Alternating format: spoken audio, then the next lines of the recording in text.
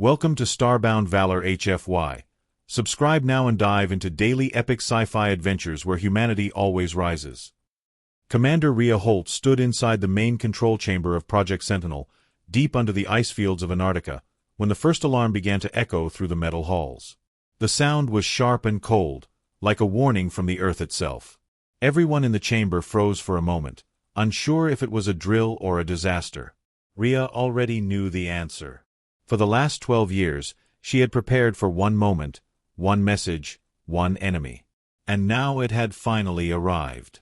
Across the world, skies darkened as a strange blue crack shimmered high above the clouds. The tear looked like lightning trapped in slow motion, stretching wider and wider until it almost touched the horizon. People ran outside, pointed their phones upward, and whispered in fear. Children cried. Scientists shouted. News channels broke into emergency broadcasts. And then every screen, every speaker, every satellite went silent. A deep humming sound rolled through the air, a vibration so strong that birds fell from the sky and ocean waves rose like walls. The message came next. A cold, metallic voice spoke in a language that no human should understand, but somehow the translation played instantly across every device. This is the Galactic Union. Earth has rejected our laws. Humanity will be punished. Prepare for war. In cities across the planet, panic spread like wildfire. Cars crashed into each other. Sirens screamed. Millions of people felt their hearts drop as they realized the universe had finally found them. But far away from the chaos, inside the hidden Sentinel base, there was no panic. Only silence. Rhea slowly exhaled as she watched the alien message repeat on her monitor. "So it begins," she whispered. Her team, a group of the most skilled scientists, soldiers, and engineers humanity had, looked at her with a mix of fear and hope. Dr. Lennox, head scientist and Rhea's oldest ally, stepped beside her. "Do we activate the protocol?" he asked softly. His voice shook, not because of fear, but because he knew the weight of this decision. Rhea nodded. "Activate it. All of it." Across the chamber, giant screens lit up with maps, defense codes, satellite positions, and encrypted files.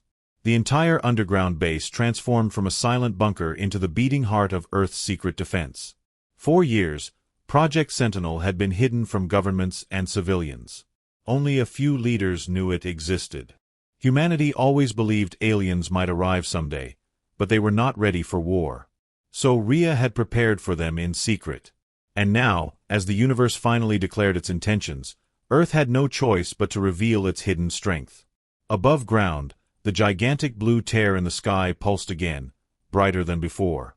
3 massive shapes began to appear from the rift, alien ships, black and shaped like claws gripping the sky. Their engines glowed with a strange green fire that cracked the clouds beneath them. Earth's military tried to respond, but their missiles failed to lock onto the ships. Their satellites crashed. Their jets stalled. Nothing worked. The aliens were already too advanced. But inside the Sentinel base, Rhea watched calmly. "They think we are weak," she said. "They think Earth has nothing to defend itself." Dr. Lennox smiled nervously. "We are about to surprise them." At that moment, another alarm flashed on the main screen.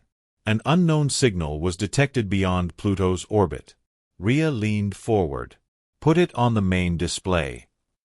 Her team typed rapidly. The screen adjusted. A strange waveform appeared, repeating in a slow pattern. It wasn't a Union frequency. It wasn't human. It was something else. "This is not from the attackers," Lennox said. "Someone else is listening." Rhea felt a chill move through her spine. "Trace it." The signal grew stronger, almost like it was responding to the alien war announcement. Then suddenly, it shifted. The sound changed into something sharper, clearer, almost like a voice. Everyone in the chamber fell silent. Then the translation appeared on the screen. 3 simple words. "We are coming."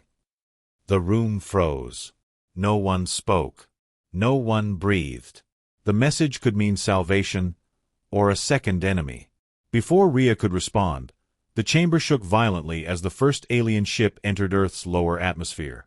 A booming sound roared across the planet as a shockwave hit the ground. Dust fell from the ceiling. Lights flickered. Screens glitched.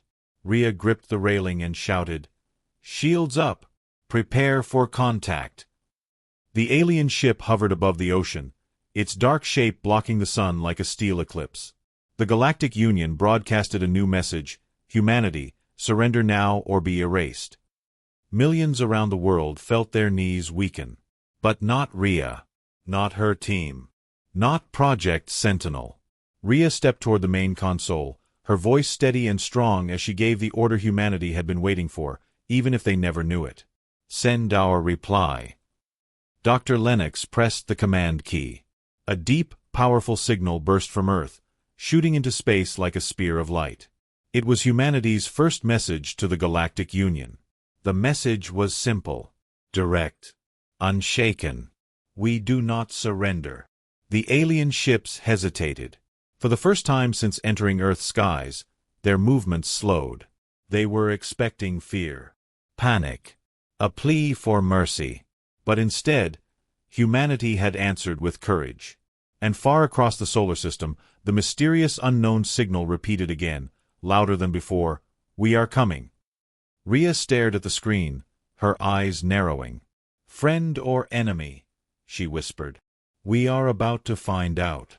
The war had officially begun, and the universe had made its first mistake. It believed humanity would break. It believed humanity would run. It believed humanity would fall. But this time, humanity was ready. Deep under the frozen mountains of Antarctica, the Sentinel base was shaking as the alien warships moved above the planet. But Commander Rhea Holt kept her eyes fixed on the glowing screens in front of her. She knew this moment would arrive someday, but she never expected it to come with such noise and fury. While the world's armies were confused and powerless against the Galactic Union, Project Sentinel was already prepared. Rhea turned to her team, her voice steady and strong. "Begin Phase 2. Bring the fleet online." Her words echoed through the control chamber like the beginning of a storm. All around her, engineers rushed between consoles, typing commands and activating systems that had slept in darkness for years. The room's giant central screen flickered, then revealed a hidden part of the solar system. Far beyond normal human reach, tucked in the eternal shadow of the moon's far side. There, silent and waiting, was humanity's greatest secret, the Aegis fleet. For decades, Earth had collected fragments of fallen alien ships, crashed scouts, abandoned probes, strange metals found deep in the ocean. From these unknown artifacts, humans engineered something entirely new.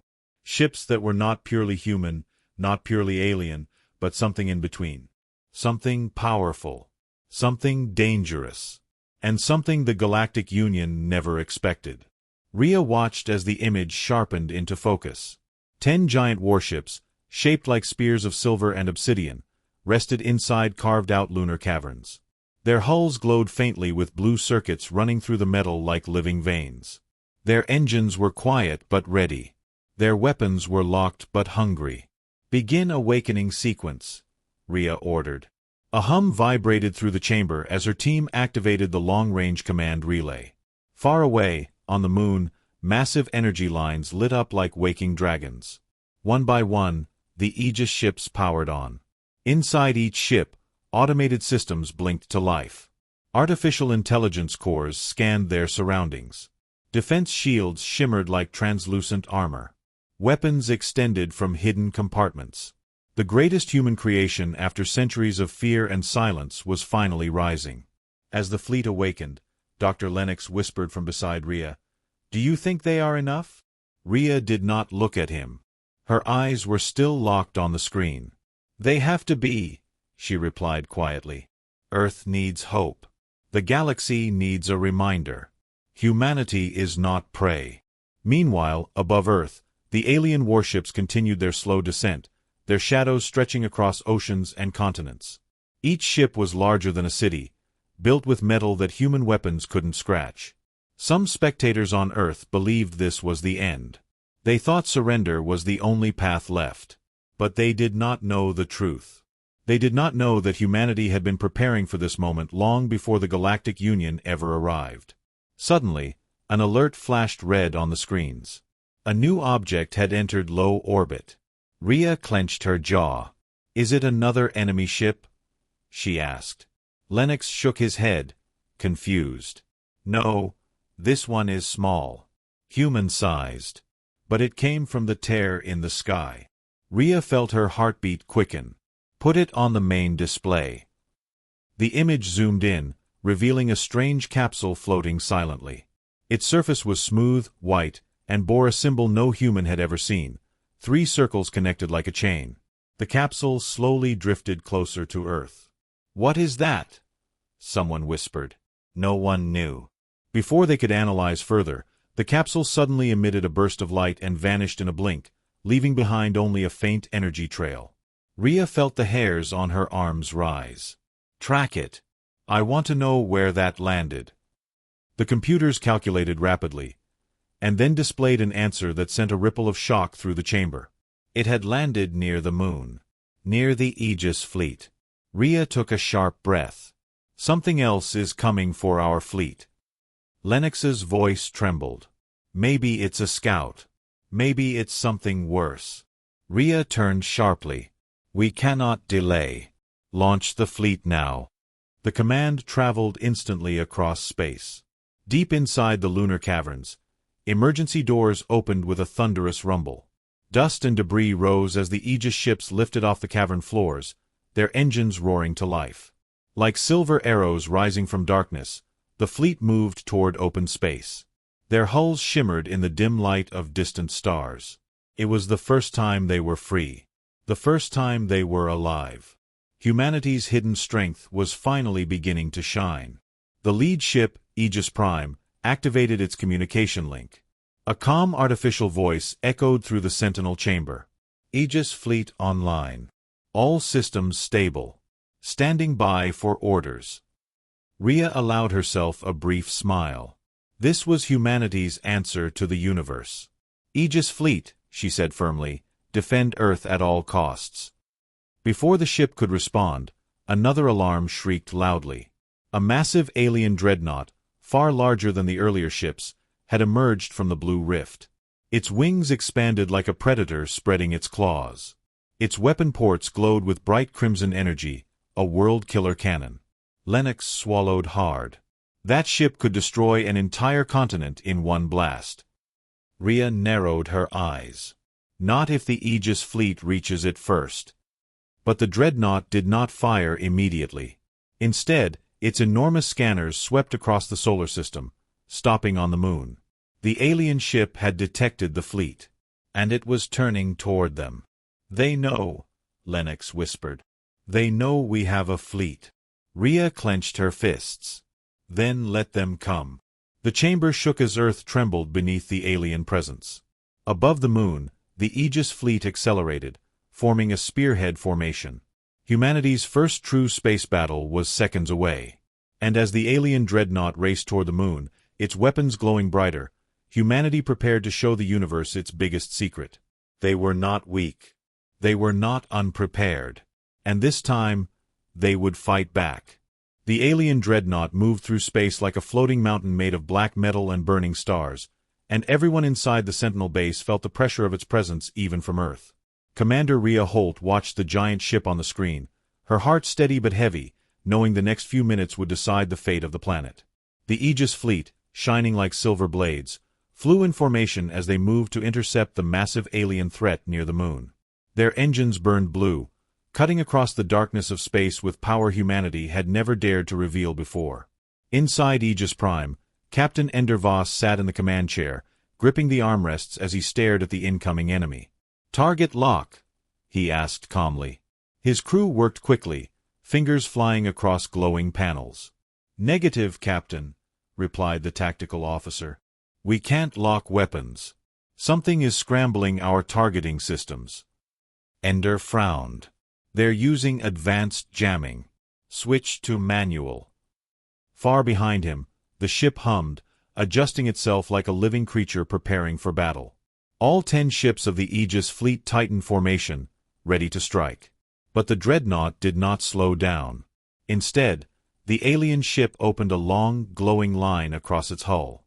A cannon larger than any human building unfolded, powered by swirling red energy that looked like molten light. Ria's eyes widened as she watched it. "They're charging a world killer," she whispered. The energy intensified, brightening until the screen struggled to display it. Dr. Lennox shouted, "If that beam hits the moon or the fleet, it will tear straight through and hit Earth." On Aegis Prime, alarms screamed as the dreadnought fired. The energy beam shot across space like a blood-red spear. It was so bright that for a moment, everything went white. Humanity's first real battle was moments away from ending in destruction. But then something impossible happened. The beam hit an invisible barrier. A massive ripple spread across space, like light bouncing off water. Shock waves rolled outward, bending the stars around them. The alien beam collapsed into sparks and faded. The entire dreadnought trembled, confused. Inside the Sentinel base, the room erupted in gasps. "What was that?" someone cried. Lennox ran his fingers across the data. It's a shield." Aegis Prime somehow activated a gravitational shield, technology we've never been able to test before. Ria's voice was calm but amazed. Humanity just survived a weapon designed to erase planets. The aliens did not understand. They had expected Earth to crumble, not fight. The dreadnought roared with energy again, preparing a second shot, angrier and stronger. But now the Aegis fleet moved. Captain Ender Voss raised his hand. "All ships, attack formation Delta 1. Fire at will." The fleet surged forward. Blue beams and kinetic rounds blasted out from the human ships. Their weapons struck the dreadnought's hull, sparking bright flashes across its black armor. The alien metal held strong, but for the first time in centuries, it felt resistance. The dreadnought responded with a volley of plasma missiles, thousands of glowing projectiles streaking toward the Aegis fleet. The space around the moon lit up like a storm. Aegis ships twisted and spun, dodging fire with inhuman agility. Their new engines, built from alien designs, allowed maneuvers no human fighter had ever performed. But even then, they could not dodge everything.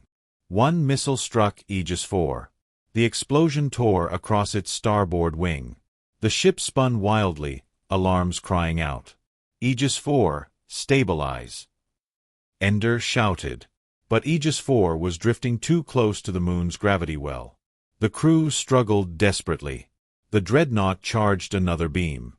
The Aegis fleet raced to stop it. Ender fired all forward cannons. Blue energy slammed into the alien weapon chamber. Metal bent. Sparks exploded. The dreadnought's weapon flickered. But it still charged. And then it fired again, straight at Aegis 4. The beam ripped through space. The entire Sentinel base held its breath. But right before the beam hit, Aegis 4 vanished. Gone. Completely removed from reality. The dreadnought's beam cut through empty space, hitting nothing. Silence filled the universe for a moment. Ria stared at the screen, shocked. "They didn't explode," she whispered. "They disappeared." Lennox analyzed the data frantically. It wasn't a weapon. It was a temporal displacement. The beam didn't destroy Aegis 4, it moved it somewhere. Ria's voice tightened. Where? No one knew. Aegis 4 was simply gone. And now the dreadnought aimed again. Ender gritted his teeth. "We cannot let it fire again. All ships, full charge. Focus fire on its weapon core." The Aegis fleet swarmed the enormous alien ship, firing blast after blast. Blue and white lights collided against black armor. The dreadnought's shields flickered. Its hull dented. Sparks flew from its weapon systems. Humanity was pushing it to the edge. But the alien ship was not done. With a final roar of power, its core pulsed violently. Lennox's eyes widened. "It's overloading. It's going to unleash a shock wave." Ender realized it too. "All ships, brace for impact." The dreadnought released a massive energy pulse. Space twisted. Stars blurred. The shock wave slammed into the Aegis fleet. Screens flickered. Shields broke. Engines screamed. Inside Sentinel base, the power cut for 2 seconds. When the lights returned, Rhea stared at the screen. The Aegis fleet was still there. Damaged, bruised, but alive. The dreadnought, however, flickered weakly. Its weapon core was failing. Humanity had drawn blood. The Galactic Union had never expected this. And now, the universe was beginning to realize the truth. Earth was not an easy target. Humanity was not afraid. And somewhere in the darkness of space, Aegis 4 had been thrown into the unknown, awakening the next mystery of the war. The first strike was over. The real war was only beginning. Aegis 4 spun through the dark void like a broken arrow thrown into an endless tunnel. But Captain Mira Solis refused to close her eyes even as every alarm inside the ship screamed at once. The temporal displacement had ripped them away from the battlefield near the moon, sending the ship through a storm of bent light, shattered gravity, and twisting colors that didn't belong to any known universe. Sparks flew from the ceiling, wires snapped loose, and crew members struggled to stay conscious as the ship was pulled through a place where time felt heavy and space felt alive. Mira tightened her grip on the control console, breathing hard. "Status!" she shouted. A young officer, bleeding from a cut above his eye, checked the flickering screens. "Captain, we're not in the solar system anymore. We're not anywhere on the star maps." The ship jolted suddenly, slamming everyone sideways. Another officer cried out, "We're caught in a gravitational pull. Something massive is dragging us in." Mira tried to stabilize the ship, but the engines groaned like dying beasts. The view screen brightened as a huge metallic structure emerged from the swirling distortion. It was ancient, enormous, and shaped like a shattered ring built around a hollow core. Strange symbols glowed faintly across its broken edges. "Is that a station?" someone whispered. Myra's heart pounded. "Brace for impact." Aegis 4 crashed into an open hangar, sliding across the floor before grinding to a smoking stop. The lights flickered, then went out. Silence fell like a blanket over the crew. After several seconds, emergency lights buzzed on, bathing everything in a dark red glow. Mira unbuckled herself and stood up slowly. "Everyone report." One by one, her crew confirmed they were alive, though shaken. The ship was badly damaged, but it hadn't split apart. Mira walked toward the sealed hangar doors, her boots echoing in the empty metallic chamber. "What is this place?" she whispered. The doors suddenly opened with a deep, ancient groan. Beyond them stretched a massive corridor filled with soft blue lights that flickered weakly, like the station was waking up after 1,000 years of sleep. Mira gathered a small team and stepped out, holding a scanning device that beeped softly. The air was breathable. The temperature was stable. But the station felt impossibly old. As they walked deeper, metal walls rose around them like ribs of a long-dead creature. Strange alien writing covered every surface. Some symbols pulsed as if reacting to their presence. The deeper they went, the more the station seemed to watch them. "Captain," said Lieutenant Aaron nervously, "I don't like this. The whole place feels alive." Mira agreed silently. Then they reached a large chamber filled with massive crystal screens that floated in midair. When Mira approached, they flashed on. The crew gasped as images appeared, images of planets burning, civilizations falling, and fleets being crushed by a mighty force. Words translated automatically into simple human language, "Archive of Extinct Civilizations." Myra's breath caught in her throat. "This station is a record of every species the Galactic Union has destroyed." The screens changed again, showing a timeline stretching back tens of thousands of years. Species after species appeared, each one eventually marked with the same word, erased. Then, near the end of the timeline, Mira saw something that made her blood turn cold. A planet labeled Sol 3. Earth. Under it were two categories: status, scheduled; threat level, unknown. Scheduled. Aaron whispered. "They planned to destroy us long before we ever knew they existed." Mira clenched her fists. This wasn't war. This was a decision they made centuries ago. Suddenly, the station lights shut off. The floor trembled. A deep humming filled the chamber like a giant waking from sleep. The screens flashed again and displayed a simple message: Intruders detected. Confirm identity. Mira swallowed hard. "We come in peace," she said. Her voice echoed through the darkness. For a moment, nothing happened. Then a soft blue beam scanned her from head to toe. A second later, the station responded, "Human. Authorized." The crew exchanged shocked looks. Mira stepped closer.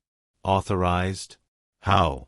The screen shifted again, revealing older records, so old they barely held shape. They told a hidden history. A species long extinct, known only as the architects, had visited early Earth and saw something unique in humanity. Rapid evolution, adaptive instincts, a heart that refused to surrender. The architects predicted humans would one day become a shield for the galaxy, a species strong enough to stand against the Union's tyranny. So they prepared for it. They left behind dormant technology, scattered knowledge, and deep signals hidden in Earth's genetic structure. The station's final message appeared: humanity was created for war. Humanity was created to survive. Humanity is the last weapon. The crew stood frozen in disbelief. Everything they knew about their place in the universe was being rewritten in front of them. Before Mira could process it, the floor began to shake violently. Red warning lights flashed across the chamber. The station announced, "External threat detected." Mira ran back toward the hangar with her team. When they reached the viewing window, they saw it, an alien vessel outside the station, scanning it with harsh red beams. "Is that Union?" Aaron gasped. But it wasn't. The ship was sleek, silver, and marked with 3 glowing circles, the same symbol Mira saw on the capsule near Earth. Another unknown faction. Another player in the war. The station spoke again, defensive protocol active. A deep rumble followed, and for the first time, Mira realized the ancient station wasn't just an archive. It was a weapon. And it was waking up. Mira turned to her crew. "Get back to the ship. We're not dying here." But as they ran, the station's power surged, and something enormous began to rise from the core, an ancient weapon created by the architects. Mira's eyes widened.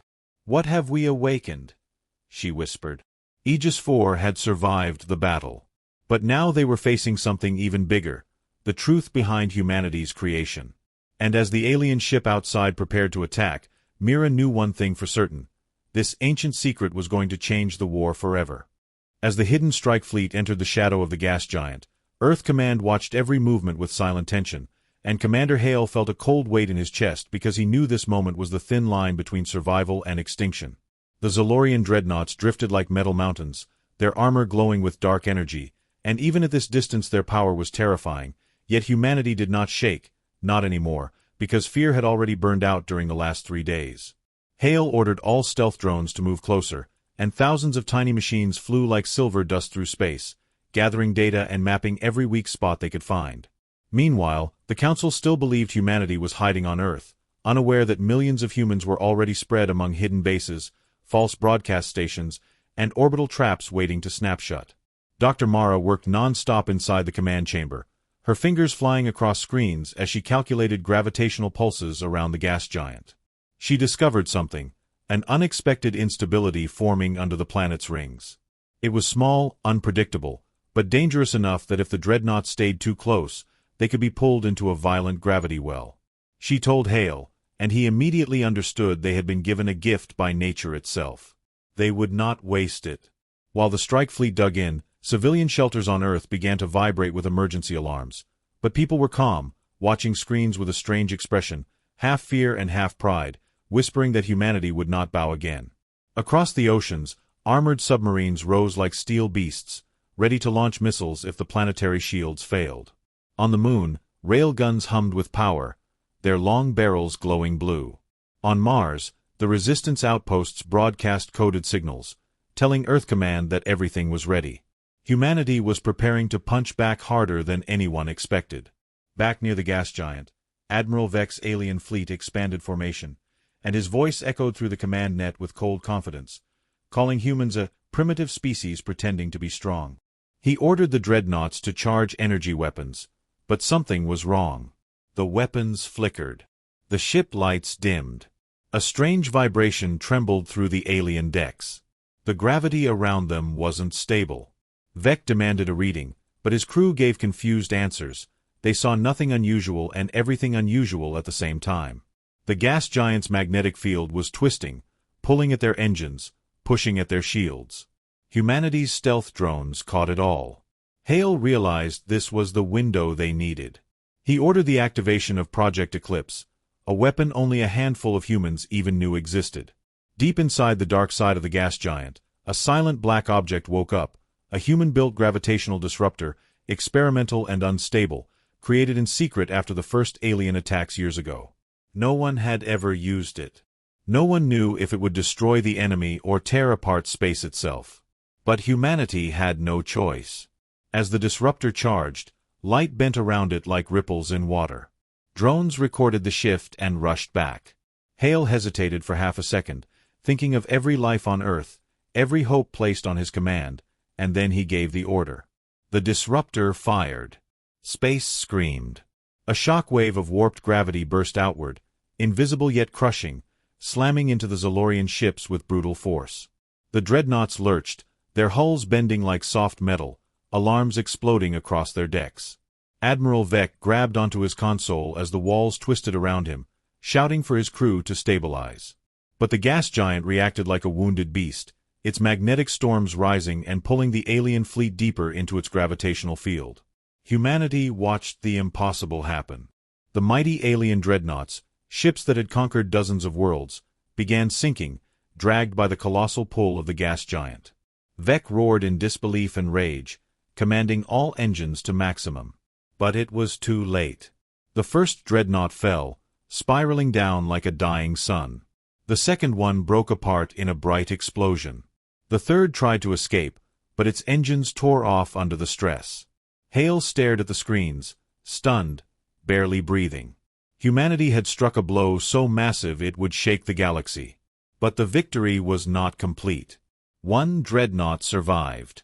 Badly damaged, but alive. And it was charging a weapon Hale had never seen before, a dark sphere forming at its center like a miniature black hole. Dr. Mara screamed for everyone to brace as readings spiked off every chart. The alien warship was not retreating. It was about to fire something catastrophic. Hale ordered all human ships to retreat behind the moon's shield. Alarms echoed, engines roared, and humanity moved as one. The surviving alien dreadnought stabilized just enough to aim at Earth. And then it fired. A beam of darkness streaked across space, silent and deadly. It was not light, not energy, not anything known. It was erasure. The beam hit Earth's defensive shield, and everything shook violently. The shield held, but only barely. Cracks of burning blue light spread across it like fractures in glass. Hale whispered a single word, "Impossible." The Zolorians had shown their final card. And it was far from over. The shield cracks spread like glowing veins across the sky, and every human on Earth felt the tremor under their feet as if the planet itself had taken a punch to the heart. Commander Hale stood frozen for a moment, unable to believe that a single alien dreadnought, half broken and burning, could unleash such a devastating weapon. Dr. Mara shouted new readings, her voice shaking as she explained that the shield had lost nearly half its power in one hit. If the alien ship fired again, Earth would not survive. The command room erupted into frantic motion. Officers shouted coordinates, drone feeds flickered, and distant alarms from the lunar bases blared like cries of warning.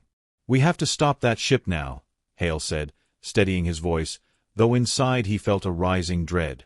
Humanity had scored a massive victory, but the enemy's last weapon was something beyond all expectations. Meanwhile, out in space, the damaged dreadnought drifted like a wounded beast, its hull cracked, its engine sparking, yet its core weapon pulsed with growing energy. Admiral Vec stood in the wrecked bridge of his ship, his face twisted with fury and desperation. To him, retreat was worse than death, and he refused to let humanity walk away with a victory. He would scorch their world if it was the last thing he did. His crew, wounded and terrified, followed his orders without question. The weapon began charging again, the dark sphere spinning faster, warping light around it, pulling shadows into its center like a hungry black hole.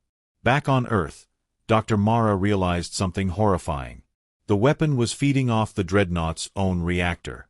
If it overloaded, It would not only destroy the planet, it could tear a hole through space large enough to swallow Earth's orbit. Hale stared at her, feeling the blood drain from his face. They needed a solution, and they needed it now. Across the network, the Mars Outpost commander reported that their long-range missiles were ready, but targeting would take time. The lunar railguns were charging but needed a stable aiming lock. And humanity's strike fleet was still regrouping after the violent gravity wave. Everything was too slow. Everything was seconds too late. Hale clenched his fists. We need something fast. Something that gets inside the shield of that ship. Dr. Mara hesitated, then whispered an idea so dangerous even she wasn't sure it could work. Project Eclipse still had residual energy stored inside its core. If they redirected a burst through the stealth drones, they could create a focused gravity spike directly at the Dreadnought's weapon. It would not destroy the ship, but it could destabilize the weapon long enough for the railguns or Mars missiles to finish the job. Hale didn't like it. The drones were fragile, the energy unstable, and one mistake could cause the spike to rebound toward Earth. But there was no other choice. He gave the order. Technicians scrambled to reroute the power. Dozens of drones turned toward the Dreadnought, flying like silent silver needles through the empty void. Humanity held its breath as the countdown began. In the skies above the moon, the last human destroyer still in stable condition pivoted, preparing to shield the drone wave if the alien ship tried to intercept. Inside the Dreadnought, Admiral Vex saw the drones and laughed, calling them metal insects. He ordered his gunners to ignore them and focus on the charging sequence. To him, nothing human sent could threaten the power of the sphere. The weapon pulsed again, growing darker and brighter at the same time, a paradox of impossible energy. Hale's voice echoed through the command room. 3, 2, 1, activate. The drones released the gravity spike. For a heartbeat, nothing happened. Then space twisted. The spike struck the Dreadnought's weapon like a hammer made of warped reality. The dark sphere flickered, grew unstable, and shrank suddenly as if gasping for air. Vex's smile vanished. His crew screamed warnings. The weapon's energy field surged, collapsing in on itself before expanding again with dangerous chaos. The ship shook violently, panels exploding, lights dying. Hale saw it on the screens and shouted for the lunar railguns to fire. The moon's surface flashed as blue beams shot across space. 2 beams missed. One struck home, smashing into the Dreadnought's weakened hull. At the same exact moment, Mars launched its missiles. The streaking white trails crossed the darkness like burning arrows. Vex saw them coming and made his choice. He ordered all remaining power into the weapon for one final shot, hoping to destroy Earth before his ship died. The sphere stabilized just enough to fire again. Dr. Mara yelled that the weapon was moments away from launching. Hale shouted for another gravity spike, but the drones were out of power. Everyone watched the Dreadnought glowing like a dying star. Then the Mars missiles hit. The explosion was silent but violent, ripping through the Dreadnought's fractured structure. Fire spread across the alien ship. The weapon sphere flickered and collapsed. Not in a small way. In a catastrophic way. The collapse pulled the ship inward like a giant invisible fist crushing metal. Vex screamed in rage and disbelief as his ship folded into itself, vanishing into a brief flash of darkness before exploding into a massive shockwave. The wave rippled across space, shaking human ships, rocking lunar bases, and making Earth's sky shimmer like an enormous mirror. Hale braced himself against his desk as the shockwave passed. Then silence. Deep, overwhelming silence. The last Dreadnought was gone. The alien weapon was gone. Humanity had survived. Barely. People across Earth cried, shouted, hugged each other, stunned that the end had passed them by. But even in victory, Hale felt a cold thought forming. If Admiral Vex had such a weapon, what else did the Zalorian Empire have? And would they now come in full force? The silence that hung over human command felt heavier than the explosion that destroyed the alien Dreadnought, but Commander Hale did not lower his guard. Even as cheers rose on Earth, his eyes remained fixed on the screens, tracking distant stars and listening for the faintest signal from the ruined warship's remnants, because he knew the enemy might have left behind something far worse than a wreck. On Luna's battered surface, technicians moved cautiously among smoking craters, repairing railgun turrets and scanning the sky for debris, while in orbit, the battered remains of Earth's strike fleet drifted like wounded beasts, systems weak, shields flickering, but alive. Dr. Mara worked silently at her console, analyzing radiation spikes, gravitational distortions, and strange energy signatures. She frowned when she noticed one faint blip far beyond Mars, like a ghost pulse echoing through space. "Something's out there," she muttered, voice low. "A distress call? Or a trap?" Hale leaned over, cold sweat on his brow. "Track it," he ordered quietly. All screens shifted toward the blip, zooming across millions of kilometers of empty void until a tiny shape grew against the darkness, a ship unlike any Earth vessel, neither human nor Zolorian. Its hull was cracked and scorched, lights flickering. Its shape was slender and curved, almost graceful in its broken state. "What is that?" asked Lieutenant Voss, voice shaky. No one answered. The ship sent no signals, no communication. The silence around it was absolute. Behind the scenes, Earth's population celebrated. Fireworks, cheers, tears, relief. But in the hidden command centers, fear bloomed again because humanity had survived one battle, but the war was far from over. Hale wiped his mouth dry. "Prepare a recon squad," he said. "We go in." A small vessel was selected inside the Aegis Fleet's reserve hangar. Minimal crew, remote piloting, sensors only. Its engines ignited, glowing softly as it launched toward the ghost ship. The heavy comm in the control room shifted to tension. Outside, Earth's moon hung silent under a cracked sky, witness to mankind's fragile survival. Hours passed as the recon ship drifted through cold stars, closing on the alien vessel. Inside the small cabin, pilot Jenna Mara adjusted sensors, scanning for life signs or threat signatures. The ghost ship loomed into view, twisted metal plates, burning energy leaks, flickering windows that revealed empty corridors. No weapons, no shields, no movement. Just emptiness. Jenna radioed back, voice calm but low, "It's dead." No life, no response. Boarding possible. In command center on Earth, Hale and Dr. Mara exchanged looks. The decision came instantly. "Board it," Hale ordered. The recon ship locked docking clamps.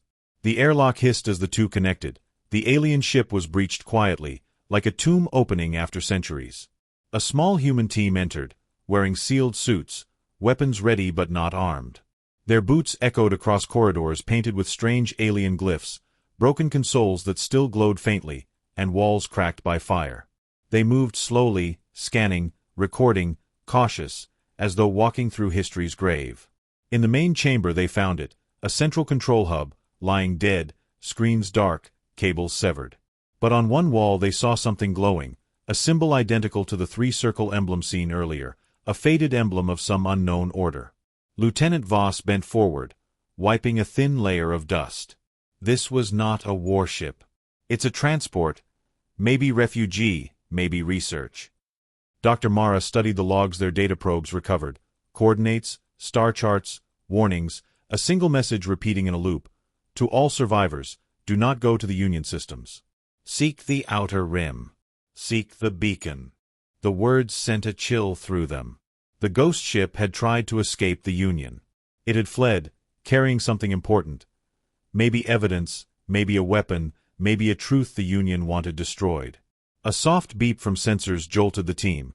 Faint life signs, minimal, but alive. In a sealed medical pod in the far bay, they discovered a lone stasis capsule.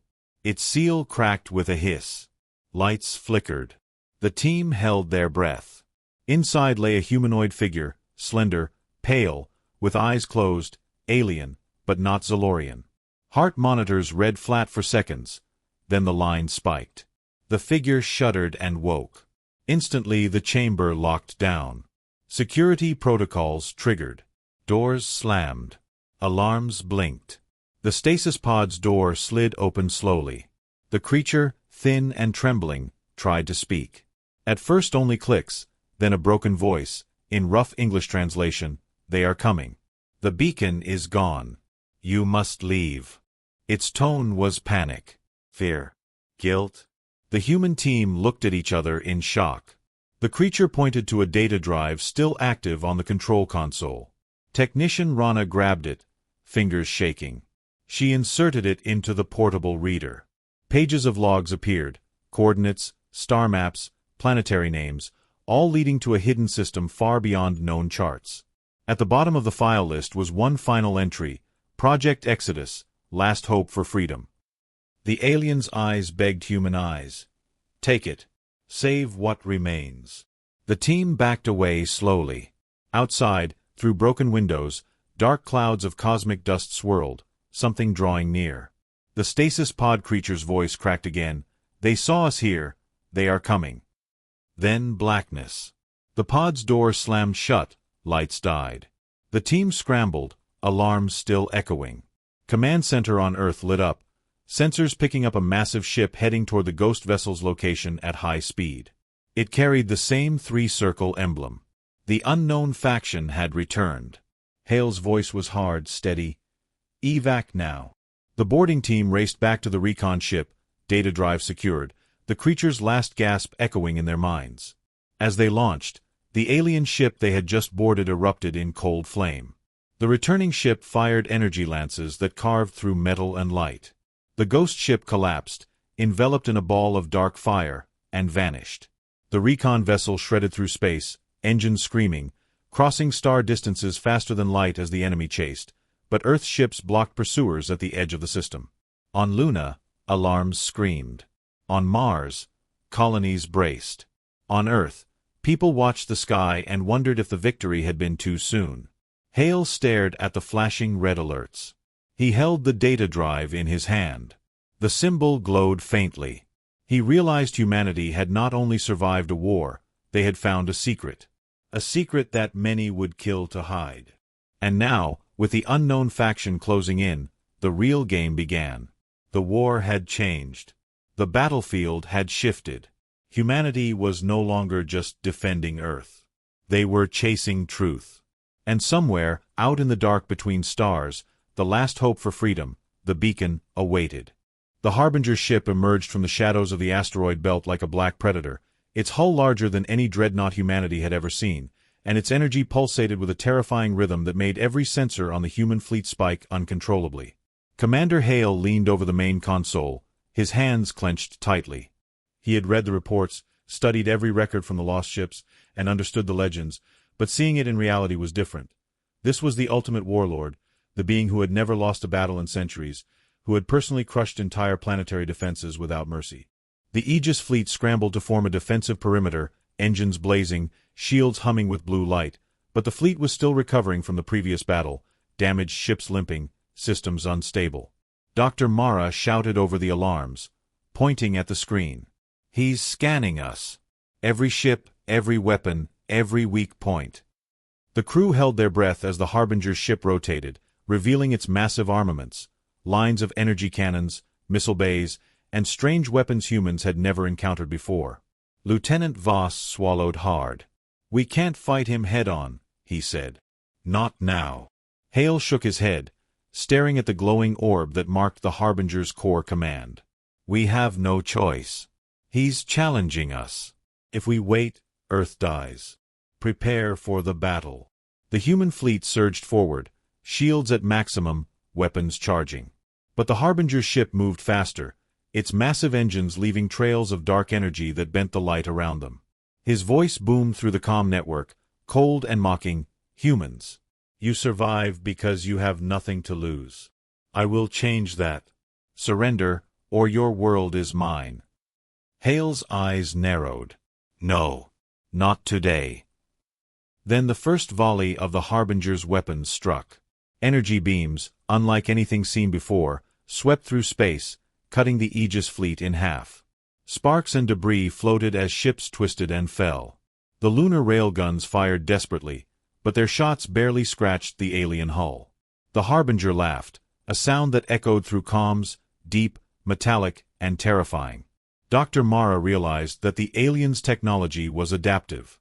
Every weapon humanity fired, every maneuver attempted, was immediately countered. It was as if the ship was alive, thinking, reacting faster than human reflexes. Hale clenched his teeth. We need a new strategy. Target the core, everything else is useless. The fleet adjusted formation, focusing fire on the glowing center of the Harbinger's command ship. Explosions erupted as beams slammed against armor, but it held, pulsating, as if mocking human attacks. Then came the boarding threat. Smaller ships detached from the Harbinger's hull, speeding toward the human fleet like predatory insects. Stealth fighters launched interceptors, weaving through deadly fire, colliding with the alien drones. Some were destroyed, some managed to breach human ships, forcing emergency protocols. Inside the command room, alarms screamed as internal systems reported hull breaches. Hale shouted orders, his voice cutting through chaos. Seal all sectors. Deploy countermeasures. Protect the core vessels at all costs. Amid the chaos, an unexpected signal appeared on the sensor array. A faint pulse, repeating, identical to the three-circle symbol found in the lost ship. Dr. Mara's eyes widened.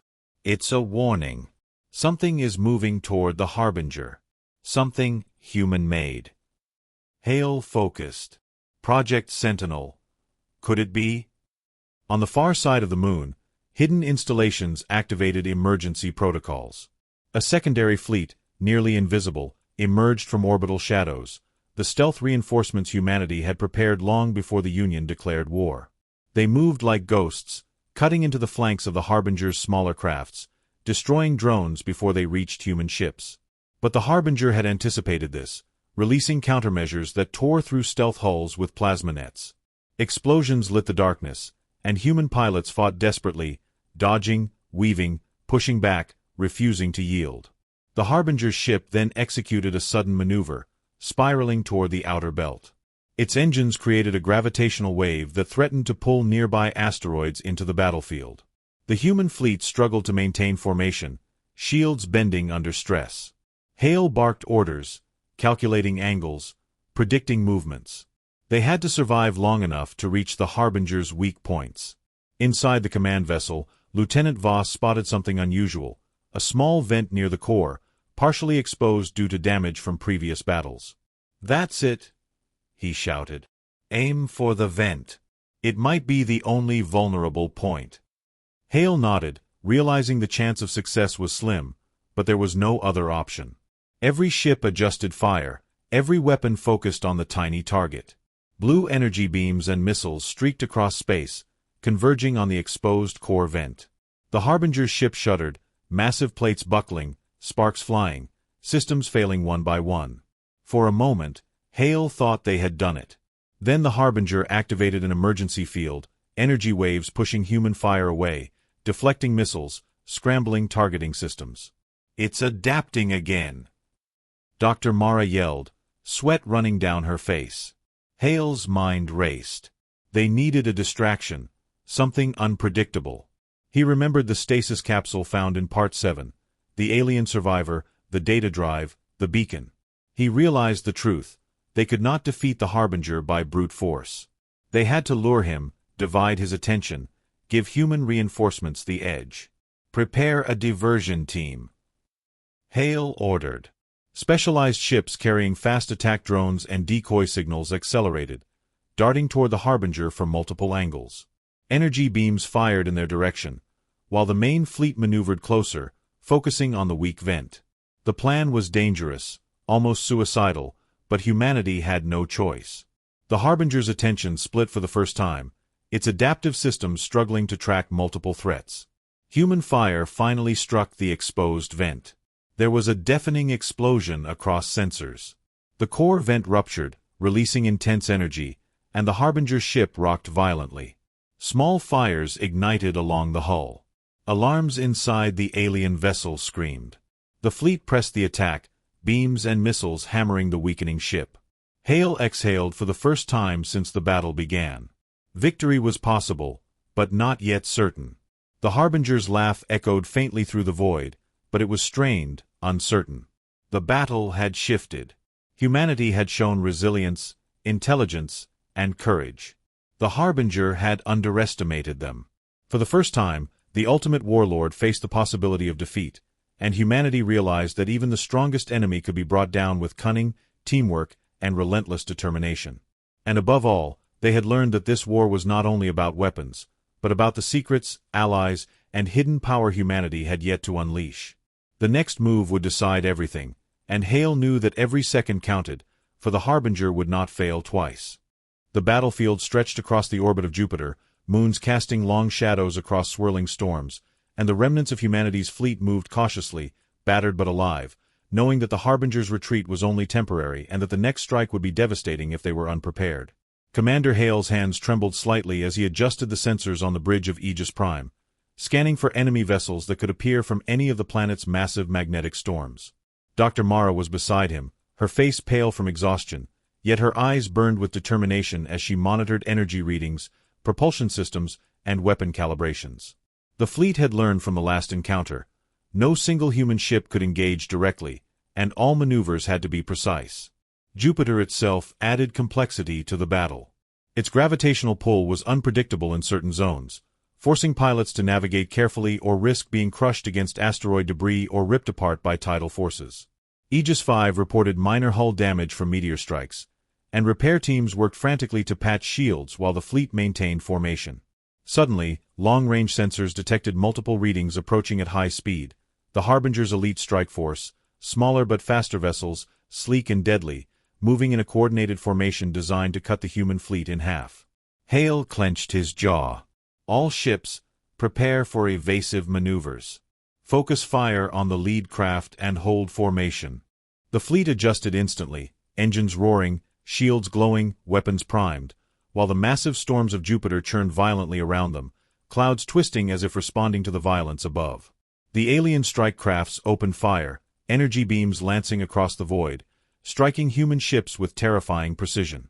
Aegis 7 barely avoided a direct hit, engines straining, while another vessel suffered hull breach.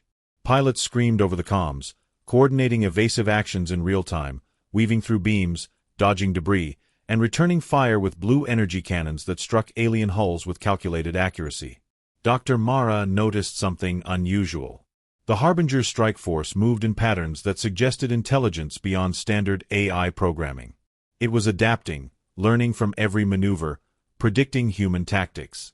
"They're not just attacking," she shouted to Hale. "They're training us, observing us, studying every weakness." Hale's mind raced. "Then we give them a lesson they'll never forget." He ordered the fleet to split into two groups. The smaller group, a decoy, would lure the alien strike force toward the massive storms of Jupiter, while the main fleet would circle behind, targeting the core vessels with concentrated fire. It was risky. One miscalculation and the storms would crush both fleets.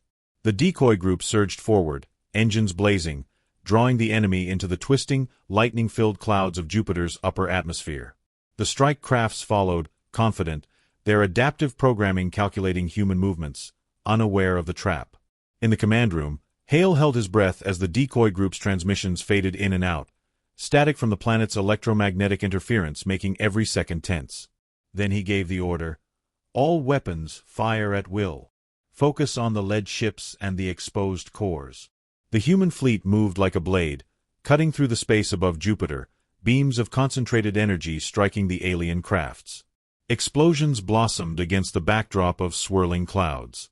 Some strike crafts were destroyed instantly, others twisted in pain, engines flaring, their adaptive systems struggling to compensate for human tactics they had not predicted. The decoy group emerged from the storm battered but intact, having drawn the enemy into chaos. Hale allowed himself a brief nod of approval, though he knew the battle was far from over. The Harbinger himself would arrive soon, and he would not be fooled so easily. Then sensors picked up a signal, faint, almost imperceptible. Dr. Mara leaned forward, eyes widening. "Commander, it's the beacon. The signal from the alien refugee ship, the one we recovered earlier. It's activating." Hale's pulse quickened. "Coordinate with the fleet. We follow the beacon. If it's leading us to their weakness, we take it." The fleet adjusted course, weaving through Jupiter's moons, dodging debris and gravitational eddies, following the faint, glowing trail emitted by the beacon. It pulsed like a heartbeat, guiding humanity toward an unknown objective. Then the Harbinger appeared above the largest storm, his ship massive and glowing with a dark, pulsing energy that made every human sensor spike with warnings. "You cannot hide, humans," his voice boomed across comms. "You cannot escape. Surrender, and I may spare your planet." Hale shook his head. "We do not surrender," he said firmly. The human fleet focused, energy beams charging, missiles armed, all weapons synchronized for a coordinated strike. The Harbinger unleashed a wave of destructive energy that tore through space, shredding shields, tearing hulls, and sending debris spiraling into Jupiter's gravity.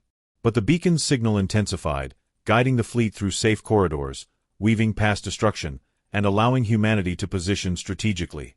Then Hale saw it. A faint shadow on the Harbinger's hull, a vent, similar to the one that nearly destroyed him in previous encounters. It was small but exposed, possibly his only weakness. He gave the order, "Concentrate fire on the vent. Stealth drones, deploy directly into the core vent." Drones launched silently, weaving through enemy fire, dodging energy beams, magnetic fields, and the swirling plasma storms of Jupiter's upper atmosphere. The fleet held formation, creating a shield of energy and firepower around the drones. The vent began to glow under human fire, panels bending, metal cracking, sparks flying. The Harbinger roared in fury, firing every weapon at once, but the drones pressed forward, their payloads primed for maximum effect. Then the core vent ruptured, a massive explosion rocked the ship, energy flares erupting, systems collapsing. The Harbinger's adaptive systems failed under the concentrated attack, and for the first time, the ultimate warlord seemed vulnerable. Hale allowed himself a grim smile. Humanity had found the key. The war was still far from over, but for the first time, they were no longer the hunted. They had turned the tide, and the galaxy would know that humans were no longer prey but hunters in their own right. The final battlefield stretched across the edge of the Milky Way, where stars were sparse and darkness thick, and humanity's fleet, battered but unbroken, advanced cautiously toward the Harbinger's massive warship, which loomed like a living nightmare against the void. Commander Hale stood on the bridge of Aegis Prime, eyes locked on the enemy, knowing this battle would decide the fate of Earth and every human colony in the galaxy. While Dr. Mara monitored the fleet systems, reading energy levels, weapon calibrations, and shield integrity, realizing that even a single mistake could mean extinction. The Harbinger's ship pulsed with dark energy, engines glowing with unnatural light, and every sensor in the human fleet screamed warnings as gravitational distortions twisted space around the alien vessel, pulling debris, ice, and even smaller ships into chaotic orbits. Hale took a deep breath and addressed the fleet. "This is it. All ships, focus fire. Protect each other. Humanity fights today, or we do not fight at all." Across the command network, human ships coordinated like one massive organism, engines flaring, shields glowing, weapons locking on the Harbinger's hull while stealth drones prepared to strike at its core vent, the one weakness discovered near Jupiter. The Harbinger's voice boomed across the void, metallic, terrifying. "You dare challenge me again, humans? You will fail, as your ancestors did." Hale's jaw tightened. "We do not fail." The fleet surged forward, dodging waves of energy beams, missile barrages, and plasma nets that tore through space with deadly precision. One by one, smaller human ships fell, destroyed in brilliant flashes of blue and green light, and the surviving crews pushed harder, weaving through danger, using the gravitational pull of nearby asteroids as shields, and firing relentlessly. Dr. Mara noticed the Harbinger adjusting its defenses rapidly, shields flickering, venting energy, moving like a predator anticipating every attack. "He's learning faster than ever," she shouted. "We have to distract him." Hale nodded. "Deploy all decoys. Launch stealth drones to multiple coordinates. Divide his attention. Focus on the vent." The human fleet split, decoys zooming in from different angles, engines blazing, weapons firing to confuse and split the aliens' targeting systems. The Harbinger reacted instantly, energy beams slicing across space toward decoys, yet the drones moved too fast, weaving unpredictably, and some slipped past defenses, heading directly toward the core vent. Inside the Harbinger's bridge, the alien commander snarled, its adaptive AI straining to track every threat. "Do not fail," it hissed, voice echoing like thunder. Sparks flew as the core vent became visible under fire. Blue energy from human cannons collided with the alien hull, tearing metal, and the vent began to buckle. Hale gritted his teeth. "Now." Drones launched payloads, small but powerful, weaving through energy barriers to strike the vent. The alien ship shuddered violently, alarms screaming, and for the first time, human sensors registered damage deep within the core. The Harbinger roared, firing every remaining weapon at the human fleet, beams lancing out, missiles streaking through space, but the gravitational distortions caused by the decoy maneuvers made it difficult to aim precisely. Some ships were hit, explosions blooming like stars in the darkness, but humanity pressed on. Hale watched every display, calculating trajectories, breathing shallow, heart racing as the core vent expanded and sparks flew, the drone's payloads ready to detonate. Then, the vent ruptured, releasing a massive burst of energy that shook the Harbinger's hull. Fire spread along armor plates, energy conduits sparking, systems failing one by one. The alien ship reeled, struggling to stabilize. Hale gave the final command. All ships, converge. Fire everything. Cannons, missiles, energy beams, and focused plasma streams surged toward the wrecking alien vessel, synchronized perfectly. The combined force struck the core vent directly. A tremendous explosion erupted, larger than any previously witnessed in the battle, and the Harbinger's ship began to break apart. Gravity collapsed in on itself, systems overloaded, and the dark energy pulsing around the hull dissipated in a brilliant burst of light. For a moment, the void itself seemed to tremble. Inside the remaining human ships, alarms screamed, but crews cheered, tears mixing with sweat, realizing that the ultimate warlord had fallen. Hale stared at the main screen, watching as debris floated silently in the void, stars reflected across shattered hulls, and the darkness that had threatened humanity for centuries finally began to fade. Dr. Mara wiped her face, voice trembling. We did it. It's over. Hale shook his head slowly. It's never truly over, he said. But today, humanity survived. We showed the galaxy that we will not bow, we will not break, and we will fight for every breath we take. Across the universe, the remaining alien factions, sensing the Harbinger's defeat, hesitated, communication networks went silent, and the power vacuum created by his destruction shifted the balance in humanity's favor. The beacon, activated fully now, pulsed across the void, sending coordinates and data to every human outpost, guiding fleets and colonies to safety, hidden resources, and advanced technology left behind by the architects. Hale knew the war was far from finished, but with the Harbinger destroyed and humanity united like never before, they had won the first real victory. Messages of hope streamed through Earth's networks, from Luna's bases, Mars colonies, and orbital stations, people cheering, hugging, crying. Humanity had endured fire, darkness, and fear, and now, standing among the stars, they realized their strength. Hale stood silently on the bridge, looking at the shattered remains of the enemy, feeling the weight of lives lost, the courage of survivors, and the promise of the future. "Prepare for repairs and regroup," he ordered quietly. "We have a galaxy to reclaim." As human ships drifted among the debris, collecting survivors and technology, Hale allowed himself a brief moment of relief. The Harbinger was gone. Humanity had faced the impossible and had emerged victorious. And somewhere beyond the veil of stars, the unknown forces that had once hunted them now had to reckon with a species that refused to die, a species that had fought, survived, and would fight again, stronger, wiser, and unbroken. The final confrontation had ended, but the war for the galaxy's future had only just begun, and humanity stood ready, eyes bright with determination, hearts full of courage, and hands steady on the controls of their destiny.